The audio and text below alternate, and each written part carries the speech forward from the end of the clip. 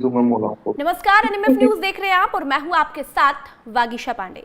संभल शाही जामा मस्जिद और हरिहर मंदिर को लेकर मुस्लिम पक्ष और हिंदू पक्ष की तरफ से अलग अलग दावे किए जा रहे हैं। अगली सुनवाई 8 जनवरी को होगी। सुप्रीम कोर्ट की तरफ से ये कहा गया है कि जब तक हाईकोर्ट आदेश न दे सर्वे अब नहीं होगा। साथ ही साथ 10 दिसंबर तक किसी भी बाहरी का प्रवेश वहां पर वर्जित है। बावजूद इसके कांग्रेस ने मार्च का ऐलान किया। क्या चाहते हैं ये लोग? दूसरी तरफ संभल से जुड़ी एक और बड़ी खबर हमें मिल रही है कि 2 मौलानाओं ने मिलकर एक मुस्लिम बेटी के साथ दरिंदगी की है। संभल हिंसा के बीच वो मुस्लिम बेटी अपने भाई को ढूंढने निकली थी, लेकिन इसी बीच 2 मौलानाओं ने उस मुस्लिम बेटी को बंधक बनाया एक कमरे में। कहा जा रहा है कि संभल मस्जिद के अंदर उसके साथ दरिंदगी की गई है। इस मामले पर पहले पुलिस वाले क्या कह रहे हैं, उनका बयान सुन लेते हैं। के क्षेत्र में मौलाना के ऊपर आरोप भी लगे हैं, क्या कुछ पूरा मामला है? क्या ये दुष्कर्म का मामला है? क्या मामला थोड़ा बता दें। ये कल 29 तारीख को थाना आजापुर उपस्थित होकर एक तहरीर दी गई, जिसमें बताया गया कि उनकी एक बच्ची जो कि 13 वर्षीय है, उसको एक मौलाना साजिद है उसके भाई द्वारा ढलान वाली मस्जिद गुन्नौर में ले जाया गया और उसके साथ दुष्कर्म करने का प्रयास किया। जब घर वालों को पता चला तो उन्होंने उसको एक कमरे में बंद कर दिया, जो कि जहाँ बच्ची 3 घंटे तक बंद रही थी। इससे जब गाँव में रोष प्राप्त हुआ तो उन्होंने थाना आके सूचना दी और पुलिस और बच्ची को उन्होंने जाके रिकवर किया और उसके आधार पर उसके परिजनों ने अभियोग पंजीकृत करने के लिए तहरीर दी थी। अभियोग पंजीकृत किया गया और विवेचना के अनुक्रम में मौलाना साजिद और उसके जो भाई हैं उनको गिरफ्तार करके जेल भेजा गया।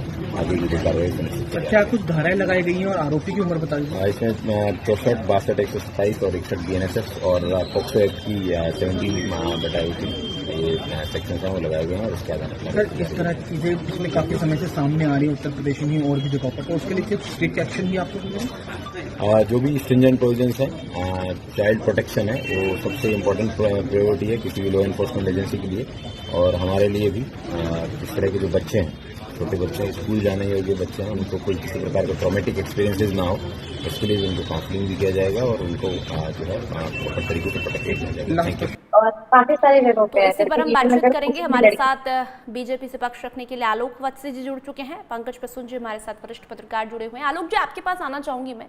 10 दिसंबर तक रोक लगा दी है कि कोई भी भारी व्यक्ति संभल में नहीं जाएगा, लेकिन बावजूद उसके कांग्रेसी संभल में घुस गए, मार्च का ऐलान कर दिया है। क्या चाहते हैं ये लोग, क्या मंशा है इनकी? मेरे से पूछा है वागीशा जी? जी बिल्कुल आलोक जी, आप ही से पूछा है।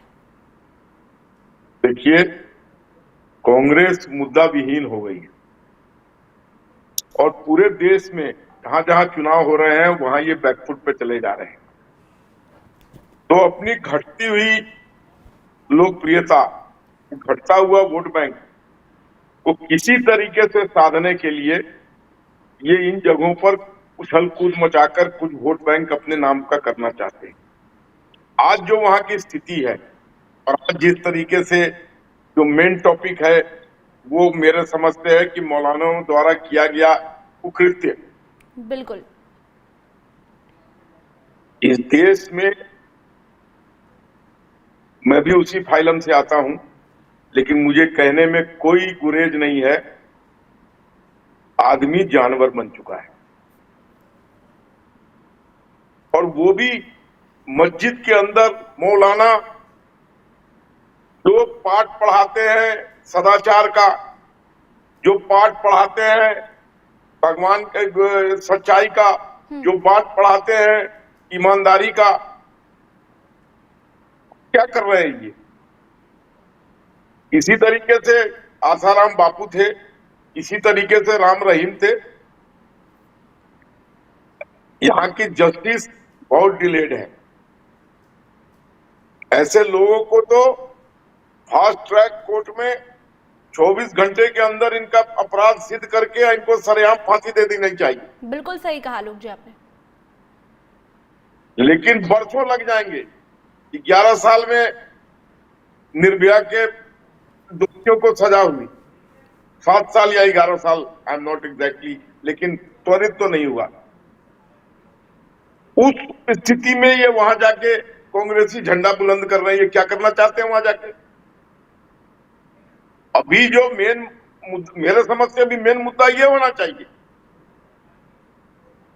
एक लड़की, पता नहीं उसकी उम्र कितनी थी वो आपने बताया नहीं, लेकिन मुझे लगता है छोटी उम्र की रही होगी, बिलो 18। बेचारी भाई को तलाशने गई और इन्होंने उसको कमरे में बंधक बना लिया, और आपत्तिजनक स्थिति में जब कमरा खोला गया तो एक मौलाना पाया गया। जी जी नहीं, पहले मैं पूरी क्या बात जब विश्वास- तक बता दूं तब तक समझ में नहीं आया कि हुआ क्या था, जी क्योंकि फिर गेस वर्क होता रहेगा कि ये होगा। हुआ ये कि ये सबसे पहली बात कि ये संभल जामा मस्जिद की घटना नहीं है, जी ये एक मुनौर थाना है, वहां की ये घटना है, पहली बात। दूसरी बात कि जिस दिन पत्थरबाजी हुई थी तो बहुत सारे आसपास के इलाकों से भी मुसलमान लड़के यहाँ आए थे संभल, और इसका जो भाई था वो एक मदरसे में पढ़ता था, मस्जिद के मदरसे में, तो वो अपने घर नहीं पहुंचा। तो ये बहन जो है 13 साल इनकी उम्र थी, 13 साल की लड़की अपने भाई की तलाश करते हुए उस मदरसे में पहुंची जो कि मस्जिद के अंदर था, और मौलाना साहब से पूछा कि मेरा भाई को देखा है क्या, वो घर नहीं पहुंचा है। मौलाना ने उसे धोखे से कमरे में बंद किया जी और उसके साथ रेप की कोशिश की। मौलाना सज्जाद नाम है, ये जो दाढ़ी वाला दिख रहा है तस्वीर में यही है वो, और उसका ये सहयोगी है, ये दूसरा जो आदमी दिख रहा है। इन दोनों ने उस 13 साल की मासूम बच्ची के साथ रेप करने की कोशिश की। फोटो देखते हैं। इसकी मां ने, इस बच्ची की मां ने FIR दर्ज कराई है मुन्नार थाना में, और उसके बाद पुलिस हरकत में आई और इसे रेस्क्यू करके बच्ची को लाया गया। ये पूरी घटना है जी। अब आप विश्लेषण कर सकते हैं। नहीं, समझ में आ गई आपकी बात पंकज जी। जी मुझे तो लगा कि उसी मस्जिद में है जहां ये अलग नहीं। अलग तरह की खबरें आ रही है सर, लेकिन जो अपडेट अभी आई है वो पंकज जी ने आपको बताई। पंकज जी जब बता रहे हैं तो वो बिल्कुल सही मान लेना चाहिए, बिकॉज वरिष्ठ पत्रकार हैं, इनके पास जो खबरें आई होंगी वो कहीं सटीक खबरें ही आएंगे। एनीवे, जहां कुछ भी हो, ये अपराध है, कुकृत्य है, कहीं भी हुआ है लेकिन हुआ है। इसमें इसका कहीं से साथ देना उचित नहीं होगा, and they should be tried in the fast court and sentence to death. जब तक ऐसी नहीं होगी कुछ चीजें, तब तक इसी तरीके की दरिंदगी भारत के अंदर हिंदू के पंडित हो या मुसलमान के या आम आदमी भी, मौका देखा नहीं किसी को अबला शेर की शिकार की तरह उस पर झपट पड़ते। अब तो हम लोग इतना डर गए हैं पंकज जी कि अपनी डॉटर या ग्रैंड डॉटर को किसी रिश्तेदार से भी अकेले कमरे में छोड़ने में प्रॉब्लम है। आज दिन ये भी घटना मिलती है कि नजदीक के रिश्तेदार ने रेप कर दिया। क्या प्रवृत्ति हो गई है? 21वीं सदी में मानव फिर बंदर युग में जा रहा है क्या? जब तक इस पर कठोरतम कार्रवाई नियत समय के अंदर नहीं होगा, यहां के लोग इस चीज को करते रहेंगे और हम और आप ऐसी डिबेट करते रहेंगे। आपको याद होगा पंकज जी, आप वरिष्ठ पत्रकार हैं, कि इमरजेंसी में सब चीज ऑनलाइन हो गई थी, सब सिस्टम सही हो गया था, ट्रेनें सही समय पर चलने लगी, लोग दफ्तर में सही समय पर जाने लगे। Not that I am supporter of the Congress and the emergency, लेकिन जो डर व्याप्त हो गया था लोगों में, उसने सबको लाइन में लाके खड़ा कर दिया था। इसी तरीके का डर जब फास्ट ट्रैक कोर्ट में इनको फांसी की सजा होगी 24 घंटे के अंदर, तो लोगों के अंदर ये डर आएगा। नहीं तो कोर्ट बाय कोर्ट, डेट पर डेट चलता रहेगा। वो गरीब अगर होगी तो लड़ाई भी नहीं लड़ पाएगी। मुझे लगता है वो कोई इकोनॉमिकली वीकर सेक्शन की फैमिली है।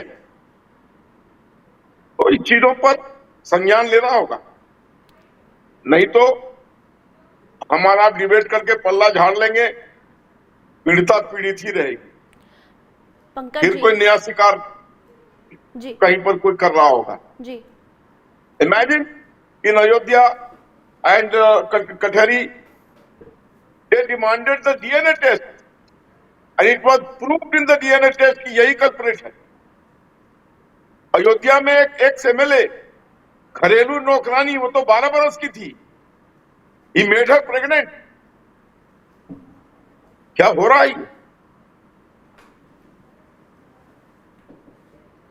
हम कहीं से सुधरे हुए लोग नहीं है। मैंने कहा ना, आदमी जानवर बन चुका है। पंकज जी क्या कहेंगे, क्या ये लोग ऐसे अपने इस्लाम को बचाएंगे?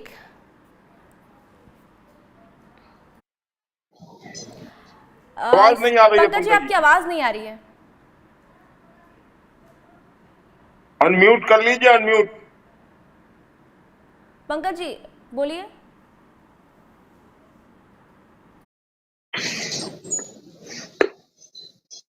नहीं, अभी आपकी आवाज नहीं मिल रही पंकज। हेलो जी हेलो। बिल्कुल मिल रही बिल्कुल आलम, बोलिए। हाँ, तो मैं ये कह रहा था कि जिस दिन संभल के मस्जिदों से अलग अलग जगहों पर मौलाना ये ऐलान कर रहे थे कि आओ मुसलमानों, इस्लाम के लिए आओ, पत्थर फेंको, उसी दिन ये दो मौलाना अपनी ही मुसलमान बच्ची के साथ बलात्कार कर रहे थे। मेरा ये कहना है। दूसरा मेरा सवाल यह है कि हमें एक आदत है, हम हिंदुओं को न्यूट्रलाइज करने की किसी भी चीज को, कि सारी दुनिया तो चोर ही है इसलिए भ्रष्टाचार के खिलाफ मत बोलो, या फिर साधु भी करते हैं, संत भी करते हैं, मौलाना भी करते हैं इसलिए हमें ये नहीं। देखिए, इस देश में आप अपराध के आंकड़े निकालकर देख लीजिए, और नेशनल क्राइम ब्यूरो के आंकड़े बताते हैं कि सबसे ज्यादा अपराध अगर शिक्षा के नाम पर हो रहा है तो मदरसों में हो रहा है। जी। वहां चाइल्ड पोर्नोग्राफी हो रही है, बच्चों के साथ सेक्सुअल एब्यूज हो रहा है, और ये भी मदरसे में पढ़ता था वो बच्चा जिसके भाई के साथ हुई, वो भाई जो था वो मदरसे में पढ़ता था, उस बहन के साथ हुई। मेरा ये सिर्फ कहना है कि इस देश में मदरसों की जरूरत क्या है, क्यों है ये मदरसे? कोई सरकार मेरे साथ आकर ये तर्कपूर्ण मुझे समझा दे कि इस देश में मदरसे क्यों रहने चाहिए, तो मैं मान लूंगा। और बहुत सारे ऐसे हैं जिनका कोई एफिलिएशन किसी के साथ नहीं है, मदरसा बोर्ड से नहीं है, बस कोई भी एक कमरे में कोई मौलवी खोल दिया है, वो आ रहा है, कोई रेगुलेशंस नहीं मानते ये, और कह रहे हैं ना यहां पढ़ाते क्या है। आप इनके टेक्स्ट बुक को कभी देखिएगा तो सर पकड़ लीजिएगा। ये आज भी ये पढ़ा रहे हैं कि धरती साकिन है, साकिन मतलब स्टैटिक, कहीं हिलती नहीं है। और बच्चों से बात कीजिए तो कहेंगे उस्ताद जी ने तो हमें यही बताया, इस्लाम में तो साकिन ही है धरती। अब इस तरह की बातें ये सिखा रहे हैं, और कोई रोकने वाला नहीं है, कोई इनका सिलेबस चेक करने वाला नहीं है। जैसे ही कोई मामला आता है तो ये धर्म की आड़ में कि भाई इस्लाम पे खतरा है। अरे भाई, तुम गलत सलत बता रहे हो, तुम गलत काम कर रहे हो, तुम बच्चों के साथ सेक्सुअली अब्यूज कर रहे हो, तो इसमें इस्लाम कहां आ गया? यहां मजहब को पर्दे की तरह इस्तेमाल किया जा रहा है अपने कुकृत्य को छिपाने के लिए। और मैं बार बार ये बोलता हूं कि इस देश में दो तरह के इस्लाम हैं, आज भी हैं, एक अल्लाह का इस्लाम, एक मुल्ला का इस्लाम। बिल्कुल। हर मुसलमान को मुल्ला के इस्लाम से लड़ाई लड़नी ही पड़ेगी। हम कितना भी बोले ना, हम देखिए दूसरे धर्म के लोग हैं, अगर कोई हिंदू कितना भी उन्हें ये बोले कि ये हो रहा है वो रहा है, जब तक मुसलमान आवाज नहीं उठाएगा तब तक नहीं सुधार हो सकता है। और उठनी आवाजें उठनी शुरू हो गई हैं। बहुत सारे आप देखिएगा मुस्लिम महिलाएं हैं या जो पढ़े लिखे लोग हैं, वो खुद इन मुल्लाओं के खिलाफ आवाज उठा रहे हैं। और इन इस्लाम में जो भी कुरीतियां हैं, जो भी आप समस्याएं देख रहे हैं, इन मुल्लों की वजह से है। टारगेट कहां करना है हमें फिक्स करना पड़ेगा। अगर ये कह देंगे ना हम कि आसाराम बापू भी चोर थे और पंडित भी खराब थे, इसलिए ये मुल्ले भी खराब हैं, तो इसका मतलब कहीं ना कहीं उन्हें हम प्रोटेक्शन कवर दे रहे हैं। बिल्कुल, ये सर, बिल्कुल मैं तो त्वरित कार्रवाई की बात कर ब्लैक रहा को हूं। ब्लैक और व्हाइट को व्हाइट कहना प्रोटेक्शन होगा। कहां दे रहा हूं? मैंने कहा त्वरित फास्ट ट्रैक कोर्ट में 24 घंटे में इसके ऊपर फैसला ले लो। नहीं, अभी जब इस केस की बात हो रही है तो क्या जरूरत है कि आसाराम में क्या हुआ या फिर यहां हुआ, तो पंडित भी करते हैं तो फिल्म भी दिखाते हैं, ये सब क्या मतलब? इस केस का मैंने मतलब कहा ना कि specific। धर्म सिखाने वाले लोग इस तरीके की वारदातें करते हैं। मेरा अभिप्राय ये था, चाहे हिंदू का हो चाहे मुसलमान का हो, ये मेरा संदेश ये था। देखिए, कानून तो अपना काम करेगा, लेकिन मैं इस बात से बिल्कुल पक्षधर हूं कि इस देश में मदरसों की कोई जरूरत ही नहीं। और रही बात उन्हें जो वो कहते हैं कि हम दो तरह के चीजें सिखाते हैं, एक दीनी या दुनियावी।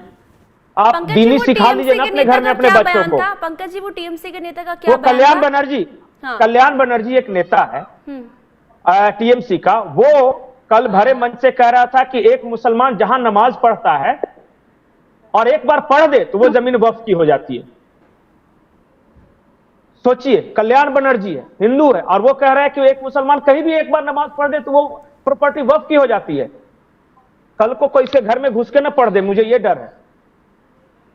इस तरह के बेवकूफ बेहूदगी भरे बयान दे रहे हैं। और वक्फ बोर्ड दुनिया का एकमात्र ऐसा संस्था है या बोर्ड है जो जहां उंगली रख दे वो प्रॉपर्टी उसकी हो जाती है। यही तो, और हम इसी हिंदू पर तो संशोधन नहीं, होना चाहिए, इमीडिएट संशोधन होना चाहिए। और हम अपने ही जो धार्मिक स्थल है उसको कहें कि ये नहीं भाई ये हमारा था, तो हम सांप्रदायिक हो जाते हैं। सामने वाले जिस पे उंगली रख दे वो उसका हो जाता है, और हम अपने धर्मस्थलों को सिर्फ ये कह दे कि ये हमारा धर्मस्थल है तो हम सांप्रदायिक कहलाते हैं। और जो पत्थर यहाँ फेंक रहा है पे वही पीड़ित है। समस्या, हाँ, समस्या ये है ना कि यहाँ जो सताने वाला है वो खुद को विक्टिम दिखा रहा है कि मेरे साथ बहुत अन्याय हो रहा है, और जिसके साथ सचमुच अन्याय हो रहा है उसको बता रहा है कि ये सांप्रदायिक है, ये हिंसक है, हिंदू हिंसक होते हैं। बोला है ना राहुल गांधी ने संसद में खड़े होकर। आलोक जी क्या कहेंगे आप इस पर? देखिए, यही कह रहे हैं प्रसून जी कि इस पर राजनीति नहीं होनी चाहिए। ये राजनीति का विषय नहीं है, ये सामाजिक विषय है। इस पर सामाजिक दृष्टिकोण से फैसले लेना पड़ेगा। और सही कहा इन्होंने, जब आज हम इतने मॉडर्न युग में आ गए हैं तो ये मदरसों की जरूरत क्या है? वो कहेंगे हम इस्लाम पढ़ाते हैं, लेकिन इस्लाम में तो गलत गलत बातें पढ़ा रहे हैं। धरती स्टैटिक है ये पढ़ा रहे हो, ये तो उल्टा पढ़ा रहे हैं आप। और आए दिन, ठीक कहा उन्होंने, मदरसे का कोई स्टैंडर्ड नहीं है। एक कमरे में खोल दो वो भी मदरसा है, कोई मान्यता लो या ना लो चलेगा काम। अंधविश्वासी अनपढ़ गंवार जो समुदाय के लोग हैं वो अपने बच्चे वहां भेजने या बच्चियों को वहां भेजना चालू कर देते हैं, और वहां उनका हर तरीके का शोषण हो रहा है। आलोक जी, दुख तो तब होता है ना, हम मदरसे की बात जी।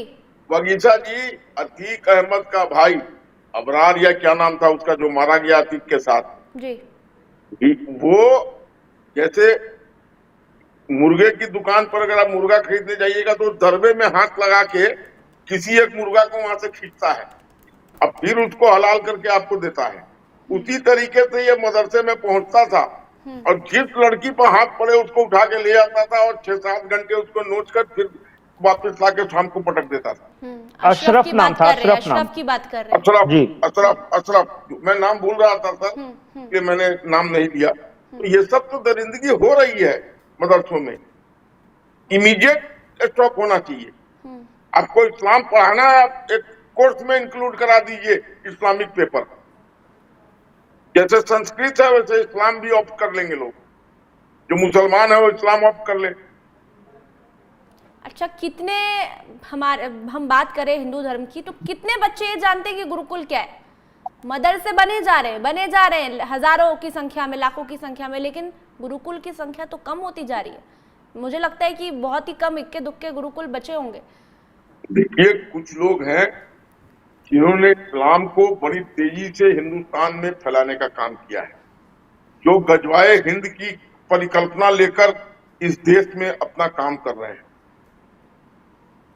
कल एक डिबेट आया भागवत जी के बयान पर कि 3 बच्चे पैदा करना चाहिए, तो मैं एक बहुत प्रेस्टिजियस चैनल के डिबेट पे बोला, इसमें हिंदू तो ऐड करेंगे लेकिन मुसलमानों को घटाना पड़ेगा। पूछे क्यों? मैंने कहा वो तो ऑलरेडी 6 क्रॉस कर जाते हैं, तो 3 पर रखना है तो उनको 3 नीचे लाना होगा। हम लोग 1-2 पर आकर ठमक जाते हैं। पढ़े लिखे लोग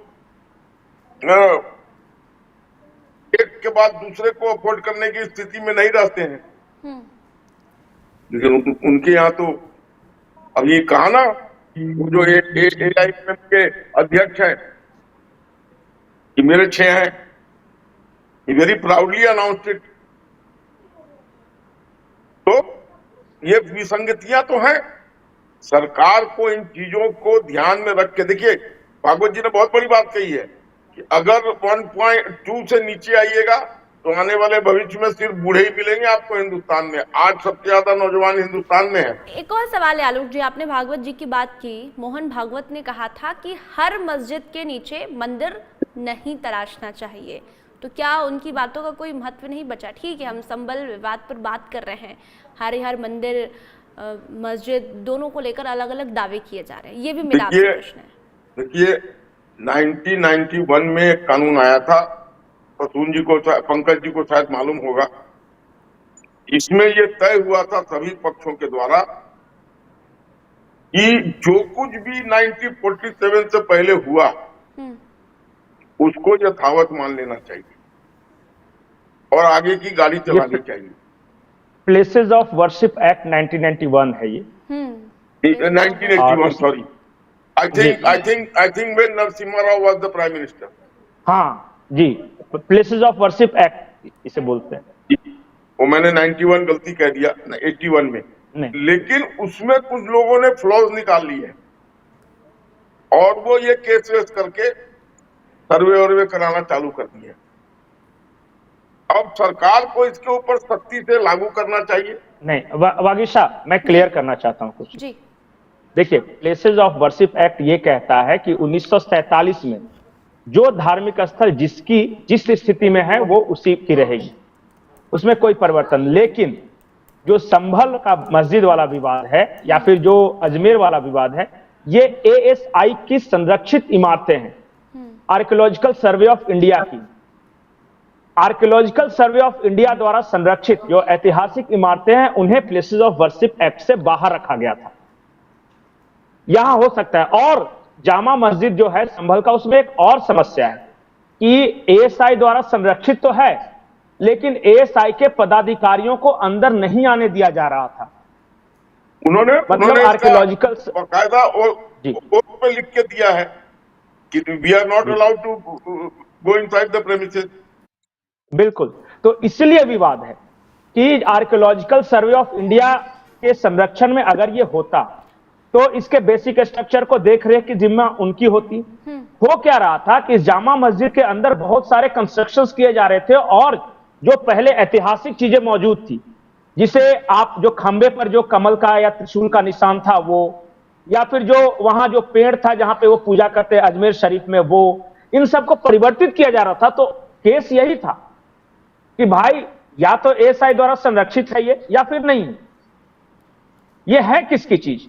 ये वक्फ की चीज है ही नहीं ये, इसलिए ये लड़ाई वक्फ बोर्ड बनाम हिंदू पक्ष है ही नहीं, ये ASI archaeological survey of India बनाम जो अतिक्रमणकारी हैं उनके बीच है ये। तो वर्शिप एक्ट ये कहता है ना सर कि 1947 से पहले कोई भी धार्मिक 1947 में जैसा था तो उसे दूसरे पूजा स्थल में, धार्मिक स्थल में कन्वर्ट ना किया जाए, नहीं किया जा सकता। तो ये तो ये वर्शिप वाली जगह है ही नहीं, ये तो ऐतिहासिक धरोहर है जिसे आर्कियोलॉजिकल सर्वे ऑफ इंडिया द्वारा संरक्षित किया गया था।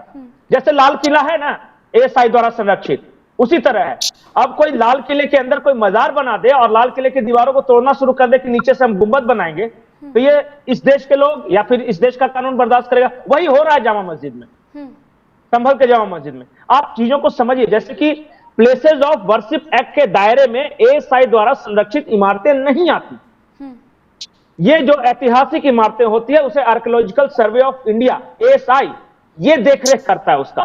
उसमें आपका ताजमहल भी है, उसमें आपका लाल किला भी है, उसमें आपका फतेहपुर सिकरी वाला भी है, आपका जो हैदराबाद में है चार मीनार भी है, बहुत सारी ऐतिहासिक इमारतें हैं जो कि संरक्षित है।